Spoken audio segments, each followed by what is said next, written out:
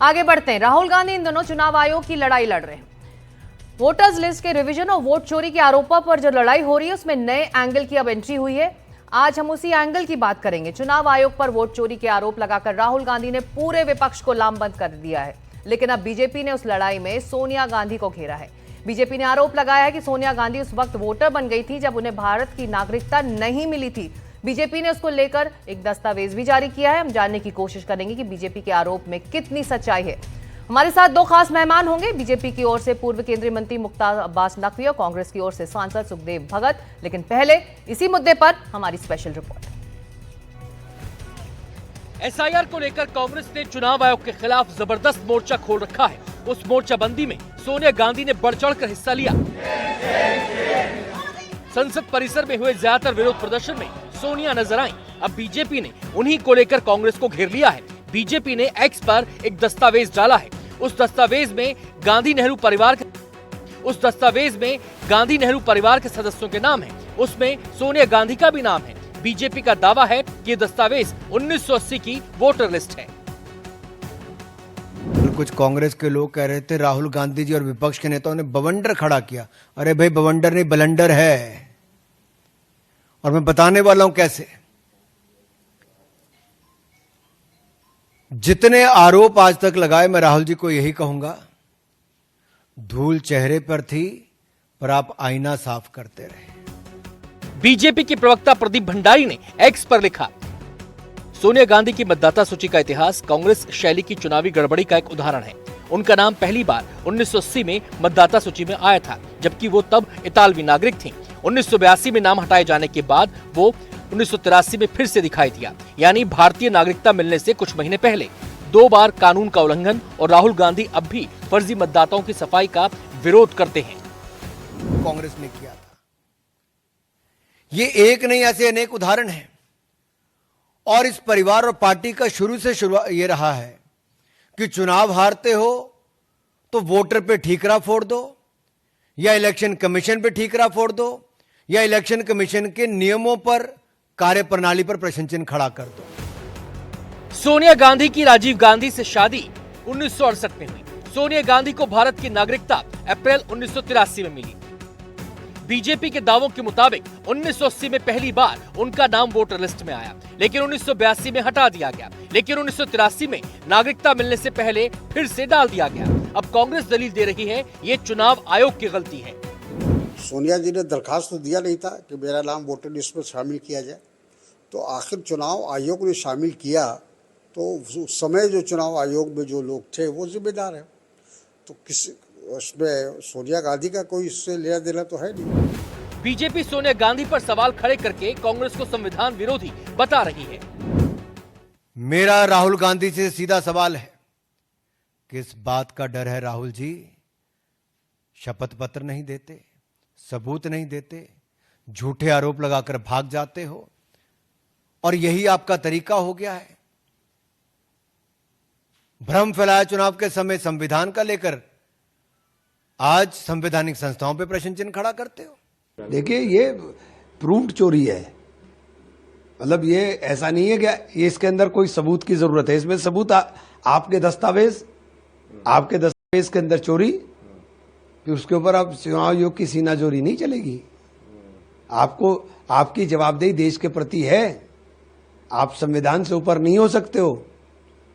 आप संविधान से ऊपर होकर के जो काम कर रहे हो, सड़क के ऊपर अब देश के अंदर एक नया जन आंदोलन जन्म ले रहा है, और मैं आज कह रहा हूं कि जेपी से बड़ा आंदोलन होगा जो देश के अंदर जन्म ले रहा है।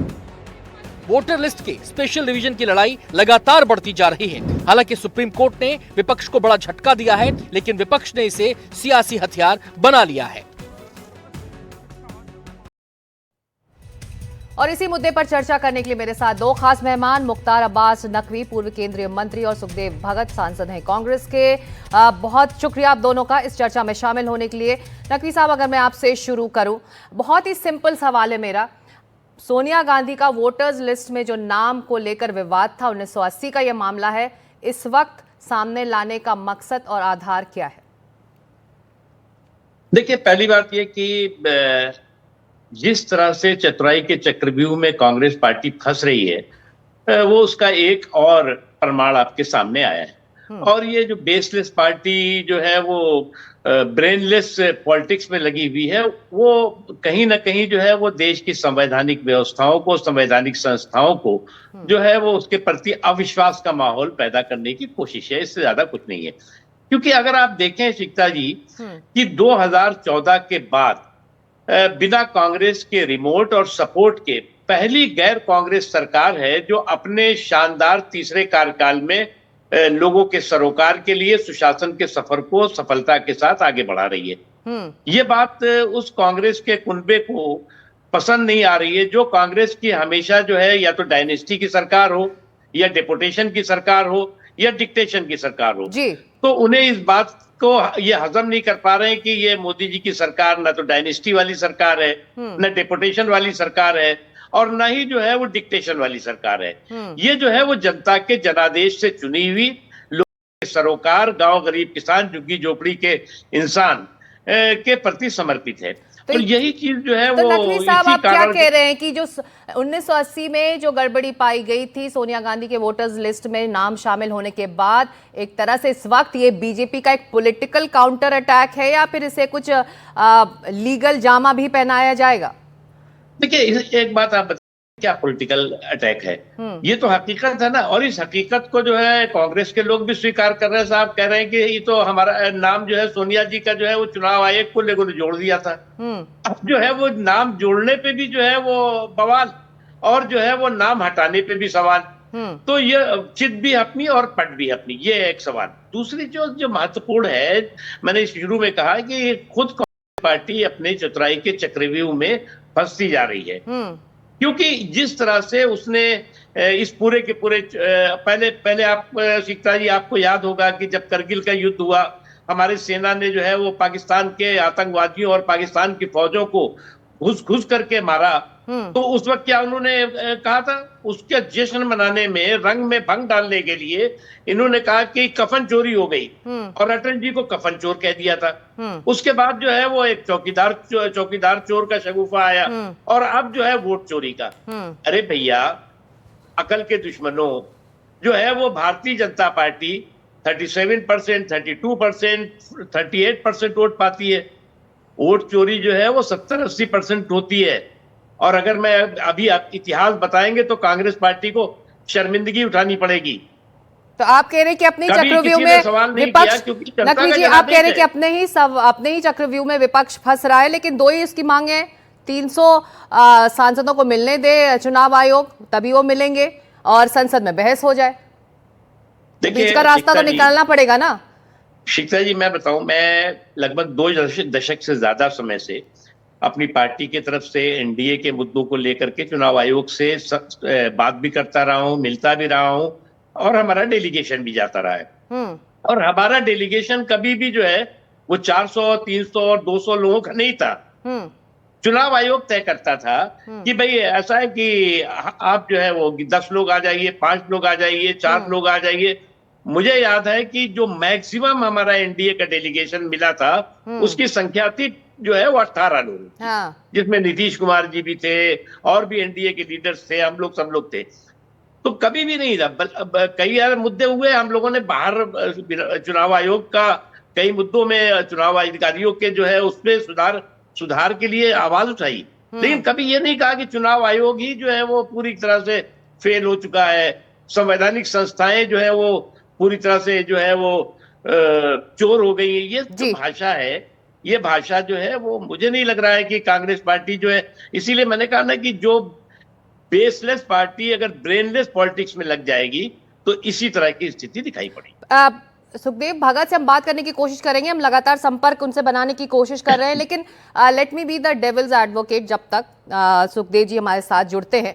ये बताइए कि जो सोनिया गांधी का मुद्दा आप लोगों ने इस वक्त उठाया है, तो ये चुनाव आयोग का, चाहे उस वक्त का चुनाव आयोग, अभी आप कह रहे हैं कि एक संवैधानिक संस्था पर विपक्ष सवाल उठा रहा है, लेकिन आप जब ये इस तरह के मामले सामने ला रहे हैं तो ये दिखाता है कि चुनाव आयोग पर दबाव रहता है। देखिए, एक चीज आप बताइए, कांग्रेस पार्टी कई दशक तक जो है वो सरकार में रही, जी। कांग्रेस पार्टी का जो है वो 50% जो है वो वोट मिले, कभी 45% वोट मिले, कभी 47% वोट मिले। हाँ। हमने कभी नहीं कहा कि कांग्रेस पार्टी को जो 52%, 51% वोट मिला है वो वोट चोरी करके मिला है। कभी हमने नहीं कहा कि इंदिरा जी जो है वोट चोरी से जो है देश की प्रधानमंत्री बनी है, जी। नेहरू साहब वोट चोरी से देश के प्रधानमंत्री बने। नहीं, जनता ने जो जनादेश दिया हमने उसको नतमस्तक होकर के स्वीकार किया। लेकिन दिक्कत यह है जो मैंने आपसे शुरू में कहा कि क्योंकि ये पहली गैर कांग्रेस सरकार है जी। जो बिना कांग्रेस के रिमोट और बिना कुनबे के सपोर्ट के अपने तीसरे कार्यकाल को सफलता के साथ आगे बढ़ा रही है। चलिए सुखदेव जी, नकवी जी इसलिए जुड़ जो है गए वो हैं, तो चीजें तमाम सवाल आप उठा रहे हैं। सुखदेव भगत इस वक्त आते हैं। सुखदेव जी, बीजेपी ये कह रही है कि सोनिया गांधी के 1980 के इस मामले को सामने लाने का मकसद सिर्फ एक था कि आपके कार्यकाल के दौरान भी कुछ गड़बड़ियां हुई थी, और ये एक एग्जाम्पल के तौर पर, एक उदाहरण के तौर पर बीजेपी आप लोगों के लिए पेश कर रही। मैं समझता हूं कि मैं जरूर ये कहना चाहूंगा कि ये एविडेंस ऑफ क्राइम है। हमें तो 6 महीने से ज्यादा लग गए सारी चीजों को देखने में। यही तो मैं कह रहा हूं कि दोनों में क्या, ये अगर आप चुनाव आयोग से राहुल गांधी जी प्रश्न करते हैं, संबित पात्रा जी वो पीसी में आ जाते हैं, भाजपा पीसी में आ जाते हैं, अनुराग ठाकुर जी पीसी में आ जाते हैं। सवाल वो, इन्होंने अनुराग ठाकुर जी एक बात कही थी, दाग चेहरे पे है, आईना साफ कर रहे हैं। तो यही तो मैं कह रहा हूं कि दाग भारतीय जनता पार्टी पे है, उनके नियत पे है। मैं एक चीज मैं थोड़ा जरूर कहना चाहूंगा, मैं इनका काफी, नकवी साहब का मैं बहुत इज्जत करता हूं। एक बात, अनट्रेसेबल वोटर्स इनके जानते हैं 809% अचानक बढ़ गए। ये कितने एक दिन में? तो ये चुनाव आयोग की एक कार्यशैली है। और मजेदार बात यह है कि कल हमने ममता देवी की बात कही, 124 साल गलतियां आप करो और बोलते माफी आप मांगो। ये साबित करती है। एक चीज और इनको बताओ कि सारी प्रक्रिया एक लोकतंत्र और लोकतांत्रिक पद्धति और ये सारी चीजों का और संविधान का इन्होंने अपहरण कर लिया है। हम लोगों ने इन्हें आईना दिखलाया है। पर सुखदेव जी, जो बात बीजेपी कह रही कि जो मामला आज, ये बड़ा मामला उन्होंने 1980 का ये मामला है, हालांकि अब ये दुरुस्त हो चुका है, लेकिन ये इसकी मंशा सिर्फ यही थी, ये बताने के लिए कि दबाव में, जो आप कह रहे हैं ना कि संवैधानिक संस्था दबाव में है, तो आपके कार्यकाल में भी दबाव में थी। बीजेपी तो ये बताने की कोशिश कर रही है। तो आपको लगता है इलेक्टोरल एथिक्स पर सवाल दोनों तरफ से अब उठ रहे हैं? देखिए, एथिक्स की जो बात है, हम लोगों ने हमने संविधान का और संवैधानिक संस्थानों का हमने हमेशा सम्मान किया है। आप देख रहे ना, अभी कल इन्होंने क्या कहा, सुप्रीम कोर्ट ने क्या कहा, ईडी के बारे क्या कहा। मैं थोड़ा आ रहा हूं क्योंकि वो भी कॉन्स्टिट्यूशनल बॉडी है। ईडी के बारे क्या कहे, आप गुंडे की तरह एक्ट नहीं कर सकते हो। साथ ही साथ कल सुप्रीम कोर्ट ने क्या कहा, if any illegality is found in the SIR process the entire. Supreme court ने साथ ही ये भी कह दिया ना सुखदेव जी कि जो 11 आईडी मांगे जा रहे हैं ईसी द्वारा वो सही हैं। तो एक तरह से जो चुनाव आयोग काम कर रहा है बिहार में वो सही है, वो दिशा निर्देश मिल रहा है अदालत से। उन्होंने क्या कहा ये मैं मानता हूं, लेकिन एक बात साथ साथ मैं ये भी कहता हूं, न्यायालय के मैं बहुत सम्मान करता हूं। उन्हीं के नया सुप्रीम कोर्ट के जज ही ने कहा मुझसे भी मांगी जाके तो मैं नहीं दूंगा। टाइमिंग की बात है, नकवी जी बेहतर समझ सकते हैं। यूपी में टाइमिंग की बात है नकवी जी, सवाल तमाम है, नियत की बात है, टाइमिंग की बात है। नकवी जी से सुन लेते हैं आप जी। देखिए, मैं भगत साहब जो बात कह रहे हैं, मैं सीता जी एक ही बात कहना चाहता हूं कि यहाँ पर विषय ये नहीं है कि जो है वो किसने जो है वो प्रेस कॉन्फ्रेंस में क्या कहा, किसने नहीं कहा। उस हकीकत को आप जो है वो नजरअंदाज नहीं कर सकते, क्योंकि आप जो है वो ये कैसे कह सकते हैं कि आप जो है वो तो हमने नहीं बनवाया था, वो चुनाव आयोग ने बना दिया था। अब चुनाव आयोग जब नाम डालता है तो उस पर भी बवाल, और नाम हटाता है तो उस पर भी सवाल। तो ये तमाम खुद, इसीलिए मैंने कहा कि जो है वो जब जो है वो इस तरह का बेसलेस जो है वो जो पार्टीज होती हैं, उनका जो है वो ब्रेनलेस जो है पॉलिटिक्स होती है, वो तब इस तरह की चतुराई। तो आप नकवी जी कह रहे हैं, सुखदेव जी, तो नकवी जी कह रहे हैं कि तब गड़बड़ी हुई। बिल्कुल, नकवी जी जिक्र किया जी। मुझे याद है 2004 में कांग्रेस पार्टी को लगभग 26% वोट मिला था। उसके बाद जो हश्र हुआ, उस दौरे तरक्की के अंदाज निराले थे, चौतरफा करप्शन था, हर और घोटाले थे। 26% से जो है वो 2009 में 29% हो गया जी। हमने तो कभी नहीं कहा कि 26 से 29% भ्रष्टाचार के बावजूद, नाकामियों के बावजूद, तमाम तरह के जो है वो सरकार की अलोकप्रियता के बावजूद 26 से 29% किया। कौन सी वोट चोरी तो हुई हमने कभी सुखदेव नहीं जी कहा। जो बीजेपी जनता कह ने रही है, जनादेश दिया, हमने उसको बिल्कुल। सम्मान किया। नकवी जी जो आप बात रख रहे हैं, मैं आगे बढ़ाऊंगी सुखदेव जी को। सुखदेव जी, जो बीजेपी इस वक्त कह रही है कि तब गड़बड़ी हुई 1980 में तो चुनाव आयोग ने की, लेकिन इस वक्त जो गड़बड़ियां सामने आ रही हैं तो कांग्रेस कह रही है कि एक दबाव में किया जा रहा है, राजनीतिक दबाव में किया जा रहा है। जवाब आपका? चुनाव आयोग को हमने कोई निर्देश नहीं दिया। अगर उसने चुनाव आयोग ने कोई नाम इंक्लूड किया, हमने स्वतः से जिस सोनिया गांधी जी का नाम लिया जा रहा, स्वतः से हमने सम्मान करते नाम वापस दिया गया। जब विधिवत रूप से सारी चीजें हमने स्वीकार किया, मेरा यह कहना है कि हम अपनी गलती मान लेते हैं, अपनी जवाबदेही समझते हैं। भारतीय जनता पार्टी ना तो जवाबदेही मानती है, ना वो समझती है, ना करना चाहती है। हम इसलिए कह रहे हैं कि लगातार इनके दबाव में, आज भी मैं कह रहा हूं कि भारतीय जनता पार्टी मोदी जी के दबाव में सारी चीजें करती है। नकवी जी बेहतर समझते हैं, वो दिल से नहीं बात करें, वो लाचारी में इन तो बातों तब को रखते दबाव हैं। नहीं उनकी था, बात- इस वक्त दबाव है नकवी जी, तब दबाव में नहीं हुआ था, इस ये वक्त जो दबाव है। सोनिया जी का फर्जीवाड़ा किया गया चुनाव आयोग में जो उस समय जो आप आरोप लगा रहे हैं, तो क्या ये मोदी जी के दबाव में हुआ था? क्या उस समय मोदी जी ने किया था क्या? अरे भाई, कब तक आप जो है वो मोदी बैशिंग ब्रिगेड के ब्रदरहुड बने रहेंगे? आप उस हकीकत को स्वीकार करिए भगत साहब, और आप हिट एंड रन की हट में जो है वो हार की जो है वो हिस्ट्री शीटर बनते जा रहे हैं। अगर आप हिट एंड रन की हट में हार के हिस्ट्री शीटर बनेंगे तो आपका भला कोई नहीं कर सकता। 80 के दशक की जो बात हो रही, उसमें तत्कालीन समय में इस प्रकार की चीजें नहीं थी। हमारे संज्ञान में आता, हमने नाम वहां पे किया। आपके संज्ञान में आने के बाद आप नाम एक्सक्लूड क्या करोगे? आप तो इंक्लूड कर देते हो। भागलपुर का भी मैं एक किस्सा बता रहा हूं। 269 जल्दी से जी। एक घर में ये स्थिति है। तो मैं तो ये करूं, आज इतने रिफाइन हो रहे हैं, सारे इलेक्ट्रॉनिक चीजें हैं, उसके बाद इस प्रकार गड़बड़ियां क्यों हो रही है? फ्लड हमने SIR की बातें की, उसके अगेंस्ट की बातें नहीं की। हमने प्रोसेस की बातें की, हमने टाइमिंग की बातें की। एक बात जरूर है, राहुल गांधी जी ने क्या कहा, वो संविधान बचाने की बात करें, उनके मूल्यों को भी बचाने की बात करें। आप इसे स्वीकार क्यों नहीं करते? वो जवाबदेह क्यों नहीं बनना चाहती है? पर आप लोगों को एहसास है कि बिहार चुनाव ज्यादा दूर नहीं है, ऐसे में इस तरह से रोड ब्लॉक्स होंगे तो आखिर वहां पर चुनाव कैसे किए जाएंगे? सुखदेव जी, नकवी जी, आपसे भी सवाल है, बीच का रास्ता निकलेगा कैसे? आखिरी कॉमेंट्स आप दोनों के।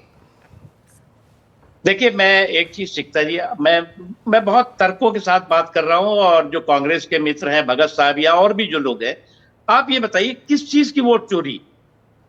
बीजेपी जो है वो जो 2014 के चुनाव में बीजेपी को 31% वोट मिला, 2019 में बीजेपी को 37% मिला, 2024 में बीजेपी को 37% मिला। अरे भैया, वोट चोरी जो है वो 31% और 36% और 37% नहीं होती। अगर जिसे वोट चोरी करेगा वो 90% कर लेगा, 80% कर लेगा, जो कि आपने वो इतिहास है, उसको मुझे दोहराने की जरूरत नहीं है जी। मैं अगर आपको जल्दी से जवाब सुखदेव जी, आपका इतिहास को थोड़ा सा ही है कि किस पार्टी को 57% मिल गए, सुखदेव जी जल्दी से जवाब दीजिए नकवी जी का। मिल जाते हैं। पटना बिहार की राजधानी है, उसमें भी हम जनादेश का सम्मान करते हैं। 500 हमने वोटर कभी के नहीं नाम कहा हटाए गए। जो है वो मधुबनी में कांग्रेस सुनिए, पार्टी, उसका लीडर। चलिए, मेरा सवाल सुखदेव जी था कि इस तरह के रोड ब्लॉक से तो रास्ता नहीं निकलने वाला ना, वार पलटवार होता रहेगा, बिहार में तो चुनाव भी कराने हैं।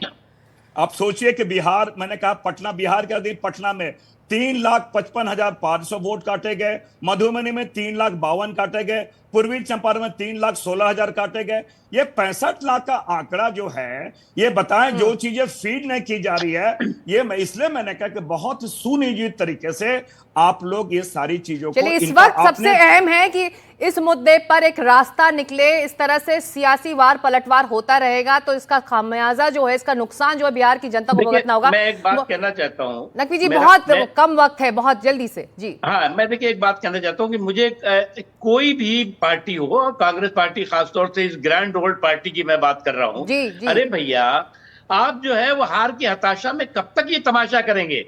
कब तक जो है वो आप जो है वो हिट एंड रन के जो है हट में हिट एंड रन होगा या फिर कांग्रेस हार की हिस्ट्री बनाने में लगे रहेंगे? आप जो है वो जमीन की हकीकत को समझिए, आप उस जमीन की सच्चाई को समझिए कि जनता किस रास्ते पे जा रही है और जनता किसके साथ है। चलिए, तो चलिए जनता- इस बहस हम पर तो हम लौटेंगे, आगे- फिलहाल इतना ही वक्त था। मुख्तार अब्बास नकवी, सुखदेव भगत जी, बहुत शुक्रिया एनडीटीवी से जुड़ने के लिए। हम बढ़ते हैं अगली खबर की तरफ। राहुल गांधी ने चुनाव आयोग पर एक एक कर कई आरोप लगाए हैं। कर्नाटक से लेकर महाराष्ट्र तक गड़बड़ी के सबूत होने का दावा किया है।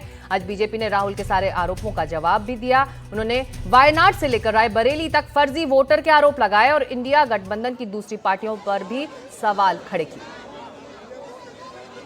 उन्होंने आरोप लगाया था कि वोटर एडिशन बहुत होगी। मैं आपको आंकड़े दे रहा हूं। 2004 में 4.7% वोट की वृद्धि हुई, यूपीए की सरकार थी। 2009 में वृद्धि हुई 4.1% की, फिर यूपीए की सरकार बनी। अब उस समय महाराष्ट्र में किसकी सरकार थी? इन्हीं की थी भाई। लेकिन जब 2019 और 24 की बात आई तो 1.3% और 4.4% और 2014 में मात्र 3.4%। ये कम है 2004 और 2009 से। तो मैं राहुल गांधी जी से पूछना चाहता हूं और विपक्ष से पूछना चाहता हूं, क्या आपने उस समय वोट चोरी की थी, वोट फर्जीवाड़ा किया था? चुनाव आपने वैसे जीता था। 5 बजे से पहले 58 लाख वोट 1 घंटे में पड़े, प्रति घंटा 58 लाख वोट पड़े, और 5 बजे के बाद 32.5 लाख वोट प्रति घंटा पड़े। तो स्पष्ट है कि राहुल गांधी जी के आंकड़े भी झूठे हैं और वो भी झूठे हैं। खुर्शीद आलम वहीं रहते, बाप बदल जाता है भाई वोटर लिस्ट में। अगर आप देखिए कहां पे, डायमंड हार्बर में। अभिषेक जी जाइए, कभी मिलके तो आइए और पता कीजिए क्या खुर्शीद आलम के पिताजी एक ही हैं कि अलग अलग बदल गए हैं, और इनका नाम कैसे बार बार बदल गया है। अभिषेक बनर्जी जी, डायमंड हार्बर में 47 वोटर आईडी हाउस नंबर 189 के पोलिंग बूथ 131 पर रजिस्टर हुए हैं। ये रायबरेली में हुए हैं जो 47 वोटर आईडी, और डायमंड हार्बर में मल्टीपल रिलीजन के एक ही घर नंबर 0011 पे, बूथ नंबर 103 पे, फाल्टा असेंबली में, डायमंड हार्बर जो लोकसभा है वहां पे रजिस्टर हुए। और कोलत्तूर में 19,476 डाउटफुल वोटर हैं स्टालिन जी के यहां पे। और आप देखिए 9,133 वोटर फेक एड्रेस पे कैसे बने हैं। हाउस नंबर 11 पे 30 वोटर आईडी एक ही घर पे बन गए, 84 नंबर पोलिंग बूथ पे, कोलत्तूर असेंबली सेगमेंट में। मोहम्मद अमीन, जफर अली, आरिफा, आयशी बीबी, अनवर, रईफुल्ला, रफीउल्ला। क्या अखिलेश जी भी वोट चोरी के जुर्म में इस्तीफा देंगे? डिंपल जी की भी कहानी इसी तरह की है। 2,55,914 डाउटफुल वोटर हैं, जिनमें से 2,21,639 वोट से वो जीती है। जो आप ज्यादा उम्र के वोटर्स की बात करते हैं, तो कैसे निलंबर में, वायनाड में, और वायनाड में तो मुझे भाई साहब, श्रीमान राहुल गांधी जी 2 बार चुनाव लड़े, श्रीमती प्रियंका गांधी जी 1 बार चुनाव लड़ी। तो दोनों से मैं पूछता हूं, ये जो नए वोटर की एडिशन हुई है 102, 101 साल, 99 साल, ये नए वोटर है। तो आपने तो 3 बार वोट ले लिया भाई। तो क्या आपने अपने बीएलए से, अपने पोलिंग बूथ एजेंट से, या आपने वोट मांगे? आपने कभी नहीं देखा। डुप्लीकेट वोट का देखिए आप, रायबरेली नाम तो सुना होगा आपने, राहुल जी ने भी सुना होगा। रायबरेली में मोहम्मद कैफ खान, बूथ नंबर 83, 151, 218, सब जगह इनका नाम है। नाम सेम है, बस बाप का नाम भी सेम है, लेकिन वोट 3 पोलिंग बूथों पे बना हुआ है, 83, 151, 218 में। अगर रायबरेली के पढ़ूं तो मोहम्मद इस्लाम है, मोहम्मद इरफान है, मोहम्मद कासिम है, फिर साफिया मोहम्मद कासिम है, फकरून निहा है, मोहम्मद कबीर है, श्रीमती फरीदा बानो है, शकील अंसारी है, मोहम्मद अयूब है, सबनम है। ये सारे नाम रायबरेली के हैं। राहुल जी को कभी ये नाम नहीं दिखे, सोनिया जी को कभी ये नाम नहीं दिखे कि 47 वोटर आईडी एक ही घर पे कैसे आए। राहुल जी, आप तो कई सालों से वहां पे वोट मांग रहे हो।